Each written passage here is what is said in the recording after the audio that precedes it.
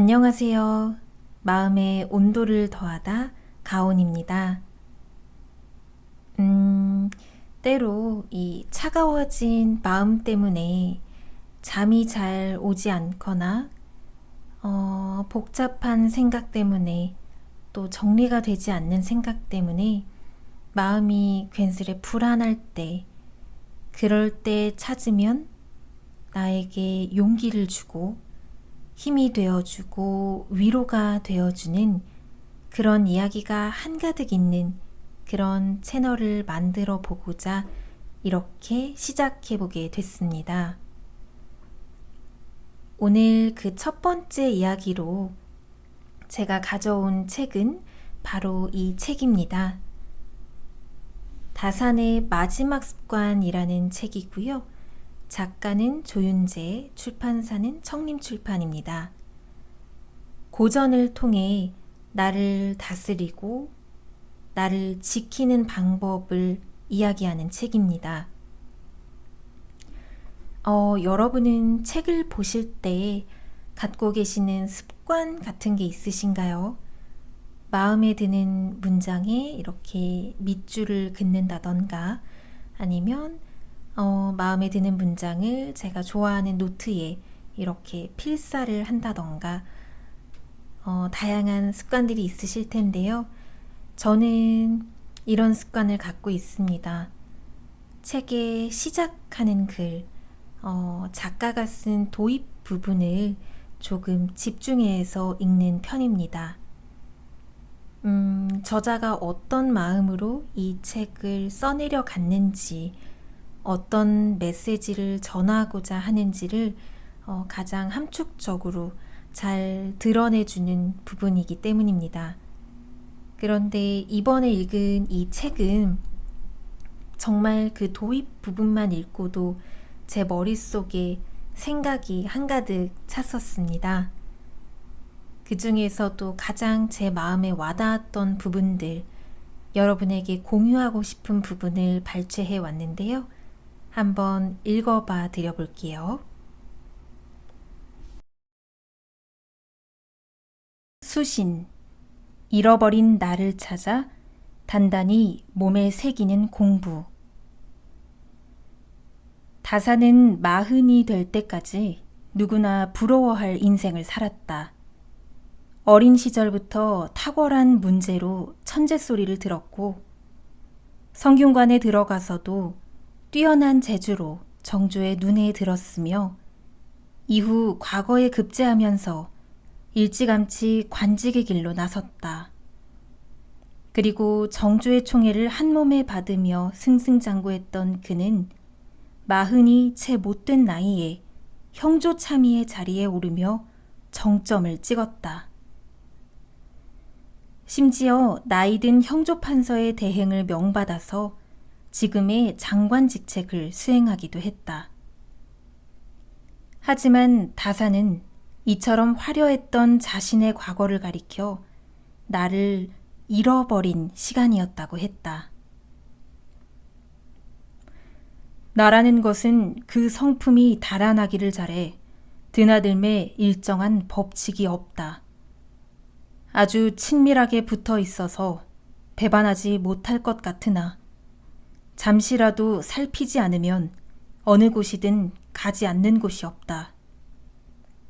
이익으로 유도하면 떠나가고 위험과 재화가 겁을 주어도 떠나가며 새까만 눈썹에 흰 이를 가진 미인의 요염한 모습만 보아도 떠나간다.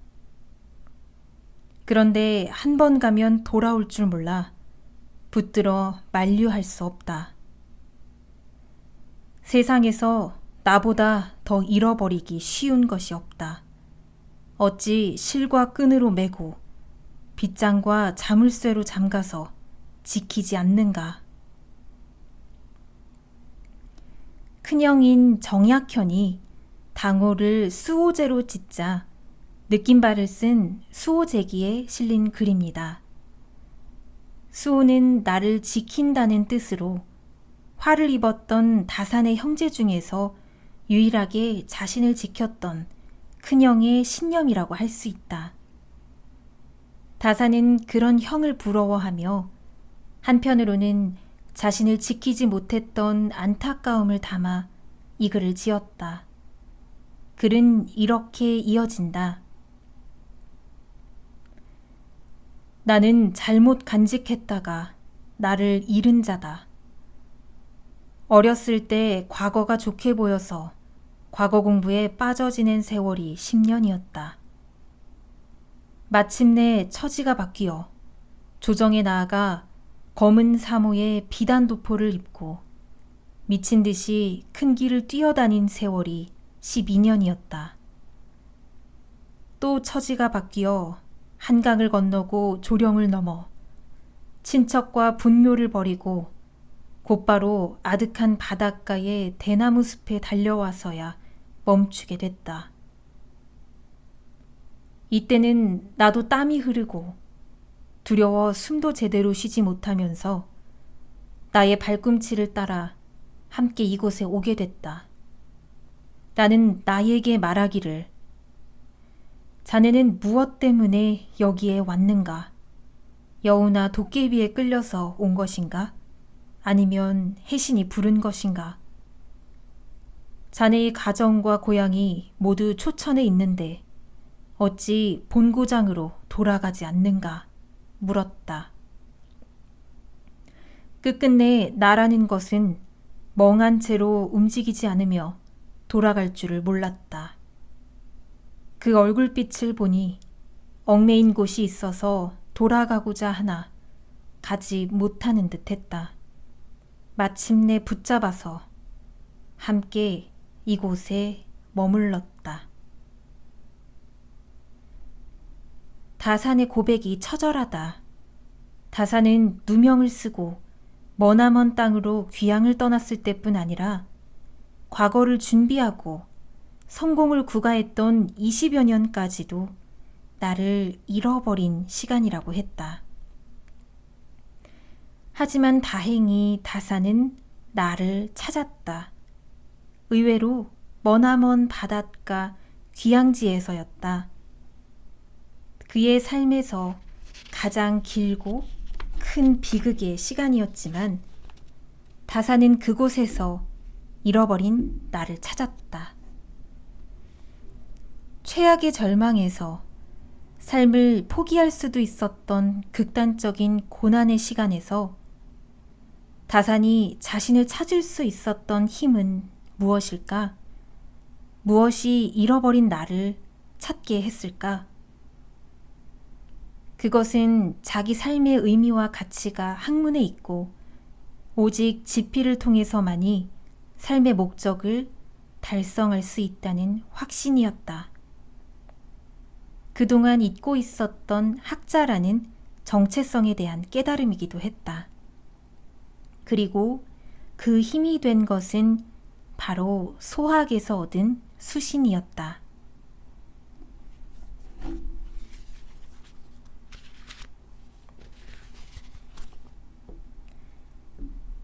일상에 중독되지 않고 내가 매일 성장한다는 것. 인생을 살다 보면 누구라도 뜻하지 않은 고난을 만날 때가 있다. 스스로 초래한 것도 있지만 다른 사람에 의해 혹은 환경 때문에 전혀 뜻하지 않게 맞닥뜨릴 때도 없지 않다. 예측할 수도 없고 통제하기 어려운 재해도 뜻하지 않은 순간에 다가온다. 누구나 이런 힘든 상황이 닥치면 마음의 고통을 겪고 마음이 흔들리게 된다. 이때 마음을 바르게 잡을 수 있으면 고난을 이겨낼 수 있고 끝내 마음을 잡지 못하면 휩쓸려 무너진다. 다산 또한 귀향지에서 힘든 과정을 겪어야 했다. 하지만 다산은 고난을 맞아 마음을 다스리는 데 그치지 않고 한 단계 더 나아갔다. 바로 고난을 기회로 삼은 것이다. 그 힘이 된 것이 근본을 바로 세우는 수신이었다. 다산은 고난을 통해 마음이 흔들릴 때마다 몸을 바로 세우고 자신이 해야 할 일, 이루고자 하는 일에 집중할 수 있다면 스스로 무너지는 일은 없다는 것을 깨달았다. 수신을 행하는 사람은 고난이 닥쳤을 때 그 의미에 대해 깊게 성찰한다. 맹자는 하늘이 장차 그에게 큰 사명을 내리려 할 때는 하고자 하는 일을 어긋나게 함으로써 그가 더 큰 일을 할 수 있도록 한다. 라고 고난의 의미를 설파했다. 다산은 몸소 그것을 증명했다. 전혀 겪어보지 못했던 인생 초유의 최악의 고난에서 다산은 그 의미를 성찰하며 자신을 바로 세웠다. 끝을 모르는 고통의 시간에서 포기와 절망이 아닌 희망과 소명을 붙잡은 것이다. 고난을 통해 잃어버렸던 자신의 정체성을 찾는 것도 수신의 힘이다. 사람들은 평온한 일상에 안주하며 자신이 가졌던 꿈과 이상을 잊고 산다. 큰 성공을 구가할 때도 마찬가지다. 성공에 미혹되고 취해서 자신의 본 모습을 잃어버린다. 다산은 인생에서 가장 빛났던 순간에 자신을 잃어버렸다고 했다. 다산은 뒤늦게나마 그것을 깨달았지만 우리 대부분은 평생 자신을 잃어버린 줄도 모르고 지낸다. 어린 시절부터 지녔던 꿈, 하고 싶었던 일, 내가 설정한 삶의 의미와 가치가 나를 이루는 정체성이 된다. 일상은 비범하지 않은 경험들을 반복해서 살아내는 삶의 과정이다. 오늘이 어제 같고 내일이 오늘 같은 날들을 반복하면서 사람들은 욕심과 미혹에 빠지게 되고 이윽고 나를 잃어버린다. 그때 일상으로부터 본래의 나를 찾아주는 것이 바로 근본으로 돌아가는 소학의 가르침이다. 다산은 머나먼 귀향지에서 소학을 자신의 마지막 공부로 삼았고 학자로서의 정체성을 깨닫고 진정한 자신을 되찾았다. 마지막으로 뜻을 이루게 하고 결과를 만들어내는 것도 수신의 힘이다. 다산은 마음이 흔들릴 때마다 지필에 열중했다. 마음을 다스리기 위해 지필에 애를 쓴 것이 아니라 오히려 지필에 마음을 쏟음으로써 마음을 잃어버렸다는 사실을 잊었다. 인간의 마음은 몸과 밀접한 관계가 있다. 마음으로 몸을 다스리지만 반대로 몸을 바로잡음으로써 마음을 잡을 수도 있다. 다산은 이것을 분명히 알았다. 다산은 마음이 흔들릴 때마다 몸을 바로잡았고 몸이 흐트러질 때마다 마음을 다잡으며 위대한 업적을 이뤘다. 일생의 꿈을 품는 것도 중요하지만 그것을 실천하는 것은 또 다른 일이다. 마음을 다잡고 몸을 바로잡는 수신을 이룰 때 꾸준하게 자신의 일을 할 수 있다. 그리고 포기하지 않고 지치지도 않고 자신의 자리를 지켜나간다면 이윽고 품었던 꿈도 이룰 수 있다. 다산의 마지막 공부에 이어서 쓴 이 책으로 다산이 꿈을 이루기 위해 어떻게 소학의 가르침을 공부하고 깨닫고 자기 삶에 적용했는지를 알리고자 했다. 다산의 깨달음을 미흡한 내가 제대로 전할 수 있다고 생각하는 것은 교만일 것이다. 다만 그가 자신의 삶으로 보여준 치열한 노력과 실천의 과정을 어떻게 전할까 고민하며 힘이 닿는 대로 책에 다산의 마음을 담고자 했다. 다산의 마지막 습관이 평온하고 안일한 삶에서의 각성을, 고난의 시기에 성찰을, 고난을 뚫고 자기 정체성을 이루어가는 큰 힘을 얻는데 보탬이 되기를 바란다. 다시 새해를 기다리며 조윤재. 네, 여기까지가 조윤재 작가가 시작하는 글 도입 부분에 적어둔 부분입니다. 어떠셨나요? 저는 두 가지 문장이 가장 마음에 깊이 들어왔습니다. 하나는 다산이 쓴 글, 수호제기에 실린 글 한 구절입니다. 나라는 성품이 달아나기를 잘한다. 잠시라도 살피지 않으면 어느 곳이든 가지 않는 곳이 없다. 세상에서 나보다 더 잃어버리기 쉬운 것이 없다. 간단하게는 새해를 맞아 지난해를 돌아보고 올해 나는 이런 부분을 고치고 발전시키고 이런 계획을 세웁니다. 살면서 이처럼 수많은 다짐과 목표들을 세우지만 다음 날이 되어 또 일상을 만나면 정말 쉽게 잊혀지는 것들이 한두 개가 아닙니다. 두 번째로 마음에 든 문장은 여기입니다. 인생을 살다 보면 누구라도 뜻하지 않은 고난을 만날 때가 있다. 누구나 이런 힘든 상황이 닥치면 마음의 고통을 겪고 마음이 흔들리게 된다. 이때 마음을 바르게 잡을 수 있으면 고난을 이겨낼 수 있지만 끝내 마음을 잡지 못하면 휩쓸려 무너진다. 이 부분입니다. 저도 지나왔던 힘들었던 순간들이 생각이 나는데요. 그때 마음을 다잡기란 정말 쉽지 않은 일입니다.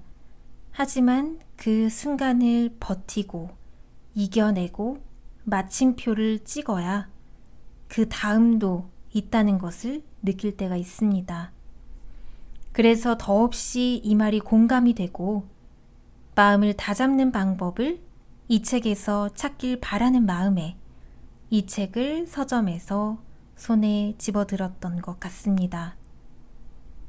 이런 나를 다잡는 방법을 이 책에서는 기본으로 돌아간다는 것이라는 구절로 정리하는 것 같습니다. 그 기본들을 다산 정약욕의 시문집 소학에서 가져왔고 우리의 일상에 힘이 되고 동료가 되는 문장들을 많이 제시해주고 있습니다. 그 중에서도 제가 여러분에게 공유하고 싶었던 두 가지 내용을 가지고 와봤습니다. 또 들려드릴게요. 들으시면서 같이 다산 정약용이 공부했던 이 기본으로 돌아가는 것은 과연 무엇이었을지, 그게 나에겐 어떤 의미로 다가올지 같이 느껴보시면 좋겠습니다. 그럼 들려드릴게요.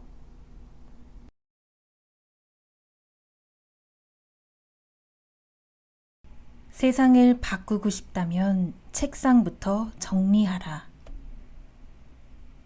모든 안팎의 사람들은 첫 딸기 울면 세수하고 양치질하고 옷을 입는다.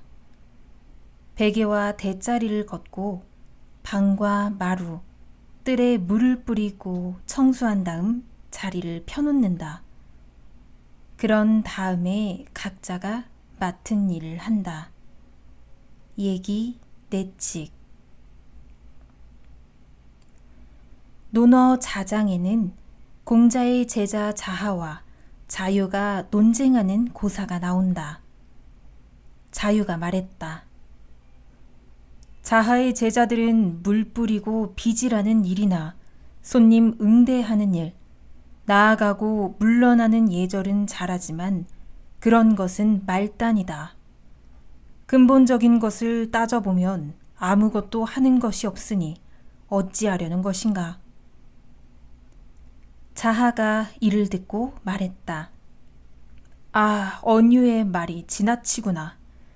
군자의 도에서 어느 것을 먼저 전하고 어느 것을 뒤에 미루고 게을리하겠는가. 이를 풀과 나무에 비유하자면 종류에 따라 가르침을 달리하는 것이다. 군자의 도에서 어느 것을 함부로 하겠는가.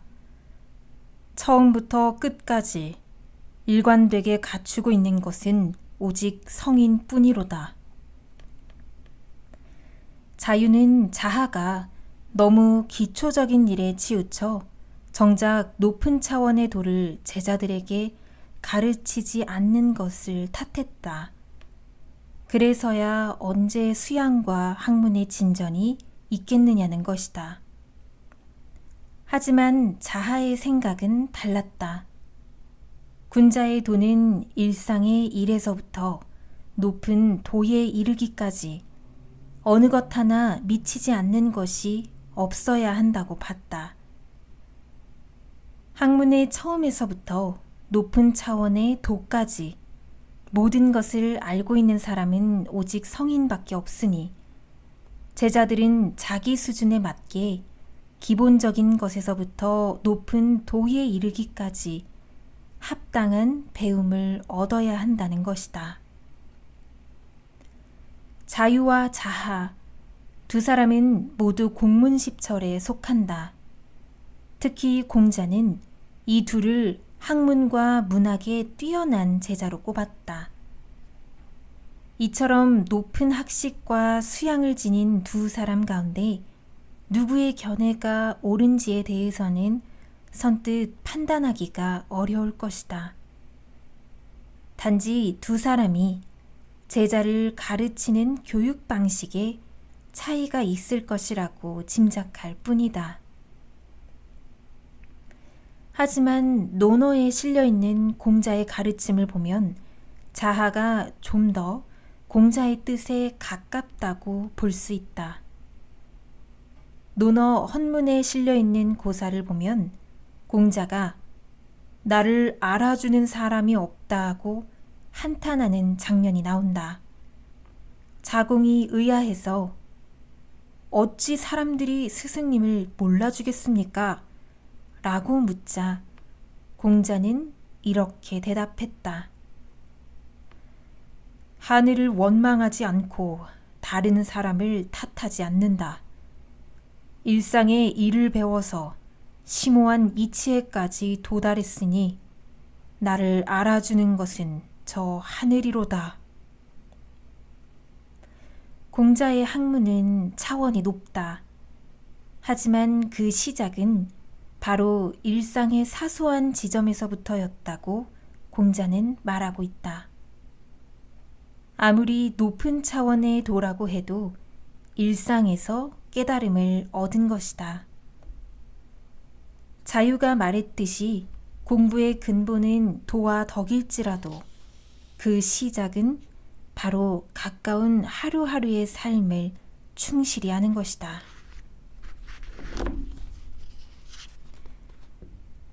크고 복잡한 것을 해결하고 싶으면 작고 단순한 것에서부터 시작하라. 앞의 예문은 얘기 내측에 있는 글이다. 내측은 여성들이 행해야 하는 도리를 뜻한다. 옛 생각이기에 오늘날의 관점과는 어긋나는 부분도 많다. 하지만 우리는 현실에 맞춰 해석하고 필요한 핵심만 받아들이면 된다. 한두 가지 시대와 맞지 않는 생각 때문에 고전의 지혜를 모두 부정하면 시대를 뛰어넘는 소중한 지혜마저 버리게 된다. 예문의 글은 모든 사람이 행해야 하는 하루를 시작하는 규범이다. 첫 딸기 울면, 요즘으로 치면 알람이 울리면 모두 일어나 하루를 준비해야 한다. 먼저 자신의 몸을 가다듬고 침구 등 주변을 정리한다. 그리고 집안을 깨끗이 청소한 후에 각자가 맡은 일을 시작한다. 이는 단순히 몸을 깨끗이 하고 주변을 정돈하는 데 그치지 않는다. 몸과 주변을 깨끗이 하는 일을 통해 하루를 시작하는 마음의 준비를 하는 것이다. 소학집설에서는 이렇게 해석했다. 베개와 대자리를 걷는다는 말은 사사로이 쓰는 물건을 남에게 보이지 않도록 정리한다는 의미다. 집안에서 어떤 위치에 있든 사회에서 그 어떤 대단한 일을 하는 사람도 마찬가지다. 자신의 영역은 스스로 정리해야 한다. 물론 일정한 지위에 오르면 누군가를 시켜야 하는 일들이 생긴다. 특히 사회생활을 하다 보면 지위에 따라서 행하는 일이 정해져 있기도 하다. 그럴 때에는 각자가 주어진 책임에 충실해야 할 것이다. 하지만 사적인 일마저 남을 시켜서는 안 된다. 이렇게 일과 일 밖에 대한 경계가 무너지면 이른바 갑질을 하는 사람이 된다. 그런 사람은 아무리 뛰어난 능력을 지녔다고 해도 인정을 받을지언정 존경을 받을 수는 없다. 조던 피터슨의 12가지 인생의 법칙을 보면 인생의 중요한 법칙 가운데 한 가지는 세상을 탓하기 전에 방부터 정리하라다. 의외다. 인생을 좌우하는 통찰이라기에는 시시하기까지 하다. 하지만 찬찬히 곱씹어보면 인생의 중요한 법칙 가운데 하나로 손색이 없다. 불행이 닥쳤을 때 큼지막하고 먼 데서만 답을 찾는 사람은 그 고난을 이겨내기가 힘들다. 반대로 사소한 지점부터 차근차근 돌아보며 해법을 찾아 나간다면 고난을 이겨낼 가능성이 훨씬 높아진다. 그 시작은 바로 자신의 삶을 단순화하고 옳지 않은 것은 중단하고 주어진 일상에 충실하는 것이다. 공자가 말했듯이 그 어떤 높은 이상도 땅에서부터 시작해야 한다. 자기 집 쓰레기 분리 배출도 제대로 하지 않으면서 지구온난화를 걱정한다면 우스꽝스러워 보일 뿐이다. 자신은 물론 온 집안이 부두덕한 사람이 사회의 정의를 외치는 것도 마찬가지다. 아무리 높은 이상도 그 시작은 현실에 발을 딛고 있는 자신이다. 그리고 자신이 만들어가는 일상이다. 일상에서 증명되지 않으면 그 어떤 것도 인정받을 수 없다. 학문도 마찬가지다. 다사는 이렇게 말했다. 궁리란 현묘하고 심오한 이치를 탐색하며 만 가지 변화를 두루 섭렵하는 일을 이루는 것이 아니라 우리가 날마다 행하는 도리를 마땅히 다 헤아려 말없이 마음속에서 나누어 살피는 것이다. 일상의 도리를 충실히 살피는 것에서 시작하면 만 가지 이치에도 통달할 수 있다. 아침에 일어나 귀찮음을 떨치고 침대를 정리한다. 사소한 일이지만 나는 하루의 시작부터 이겨냈다. 첫 번째에서 이겼다면 두 번째에서도 이길 것이고 그렇게 이겨낸 경험이 쌓이면 승리는 습관이 될 것이다.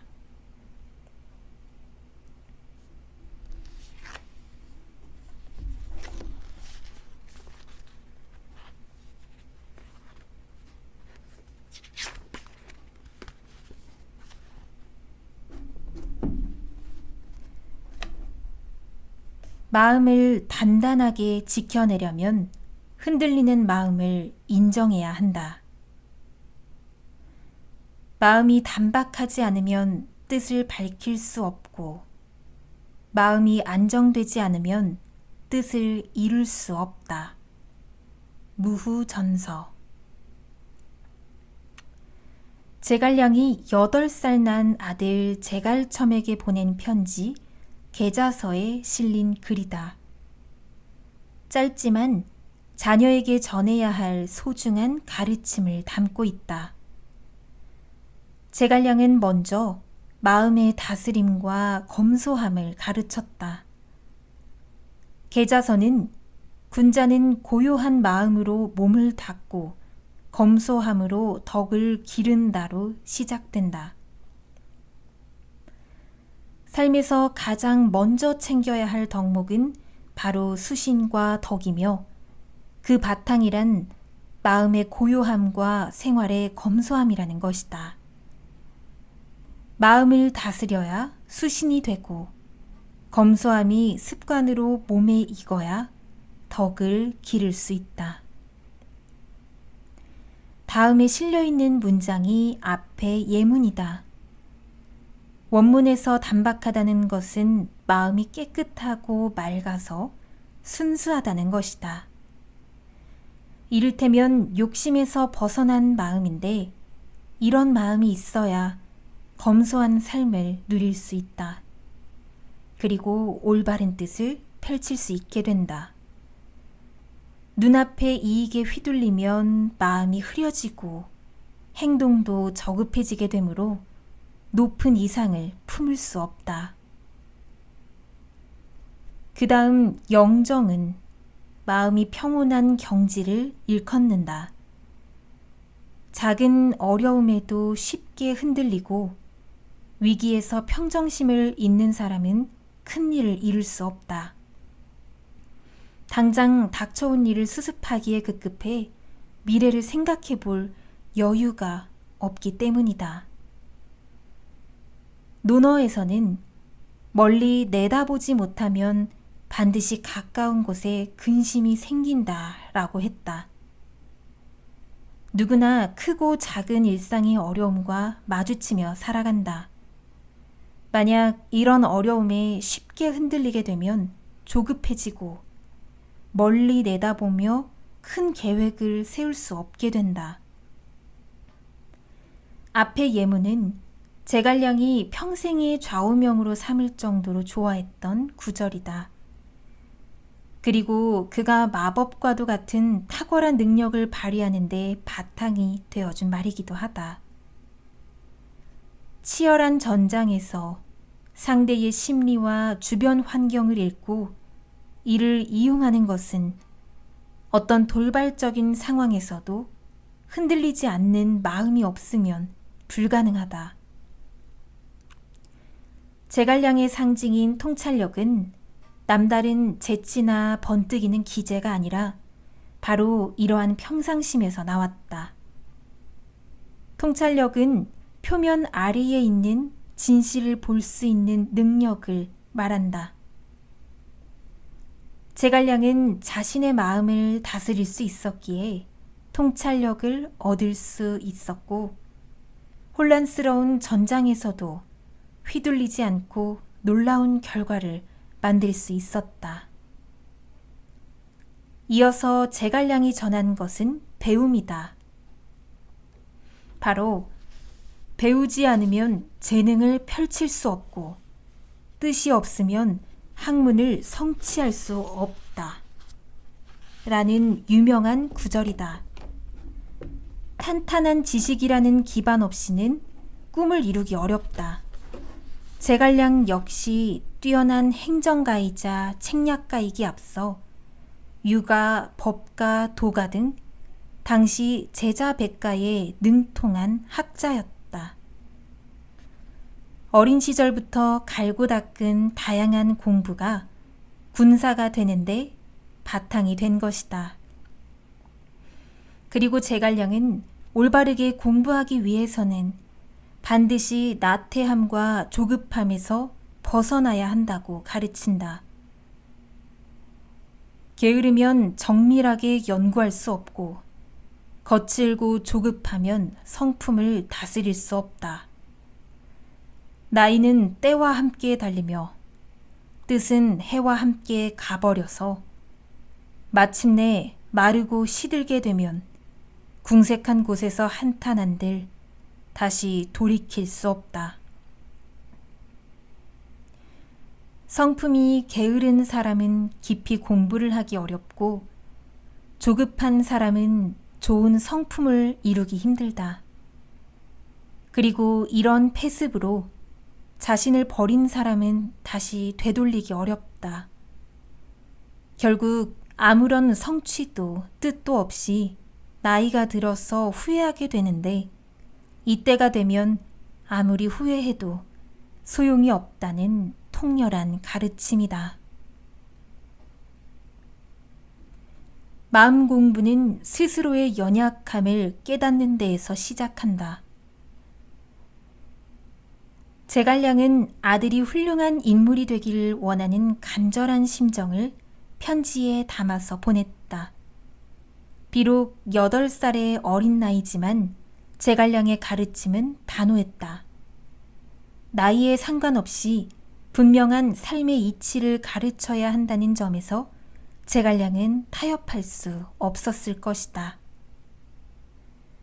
하지만 제갈첨은 아버지의 간절한 염원에 보답하지 못했다. 아버지가 죽은 후 중요한 요직과 지위를 모두 이어받았지만 위나라 장수 등해의 편지에 평정을 잃고 싸우다 참담한 패배를 당해 전사하고 만다. 아버지 제갈량이 그토록 강조했던 마음의 다스림을 아들 제갈첨은 실천하지 못했던 것이다. 제갈량이 아들을 가르치면서 평온하고 안정된 마음을 강조했던 까닭은 그만큼 마음의 다스림이 중요하고 또 실천하기 쉽지 않다는 것을 알았기 때문이다. 마음 다스림을 평생의 공부로 삼았다는 다산 역시 마찬가지였다. 혹독한 귀양살이에서 심경으로 마음을 다스리려 했지만 스스로 잘할 수 있을 것이라는 확신은 없었다. 그래서 능히 실천할 수 있을까? 라고 한탄했을 것이다. 하지만 다산은 스스로 하나의 해법을 깨우쳐 실천했다. 바로 마음 다스림의 시작은 자기 마음의 병을 깨닫는 것이다. 우리가 진실로 마음 다스리는 학문에 유의한다면 곧 마음 안에 허다한 병통이 있음을 느낄 것이다. 주자는 이같이 하는 것이 병이 됨을 알면 이같이 하지 않는 것이 약이 되는 것을 곧 알 것이니 바야흐로 맹렬히 공부할 수 있다고 했다. 학자가 마음의 병이 있다는 것을 깨닫는 경지에 이르지 못하면 어떻게 다스림이 순조롭고 기운이 조화로운 경지를 이루겠는가? 마음을 다스리기 위해 가장 먼저 할 일은 먼저 스스로가 가진 마음의 연약함을 인정하는 것이다. 마음에는 허다한 병이 있고 마음은 내 말을 잘 듣지 않는다. 이와 같은 자신의 한계를 직시하고 인정해야 마음을 회복하는 일을 게을리하지 않을 수 있다. 맹자는 맑고 선선한 새벽의 기운인 평단지기를 말했다. 생명이 되살아나는 새벽은 낮과 밤을 지내는 동안 잃어버린 마음을 돌아보기 좋은 때다. 매일 그렇게 새벽에 깨어 스스로를 반추할 수 있는 시간을 마련할 수 있다면 조금씩 마음이 단단해질 것이다. 어른에게는 매일 쌓이는 세월의 도구로부터 스스로를 지켜주는 동굴이 필요하다. 홀로 깨어나 하루의 시작과 끝을 돌아보는 새벽은 그래서 자신만의 동굴이 된다.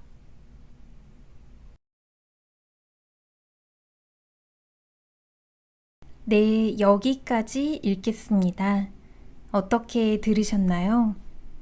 참, 저의 습관들, 저의 마음가짐들을 돌아보게 하는 말들이 참 많이 들어있는 것 같습니다. 첫 번째로 읽어드렸던 내용만 보아도 일의 경중을 따지기 전에 기본부터 충실하라는 것, 크고 복잡한 것을 해결하려면 작고 단순한 것부터 시작하라. 이 문장은 제 노트에 적어두고 복잡한 일을 마주했을 때 한번 읽어보면서 다시 한번 마음을 다잡아 보려 합니다. 그리고 두 번째 이야기, 마음을 단단하게 지켜내려면 흔들리는 마음을 인정해야 한다. 마음을 다스리는 법을 이야기하고 있었는데요. 이건 정말 할 수만 있다면 정말 갖고 싶은 능력입니다. 힘든 일을 마주했을 때 흔들리지 않고 내 마음을 다스릴 수 있다면 보다 주도적으로 제 삶을 살아낼 수 있지 않을까 싶거든요. 그런데 참 많은 역할을 해내며 살아야 하는 우리 현대인들에겐 마음을 흔들리게 하는 일이 너무 많이 주어지는 것 같습니다. 어렵겠지만 작은 것부터 시작하라는 말에 따라서 오늘 저는 자기 전에 일기를 한번 써보고 자려 합니다.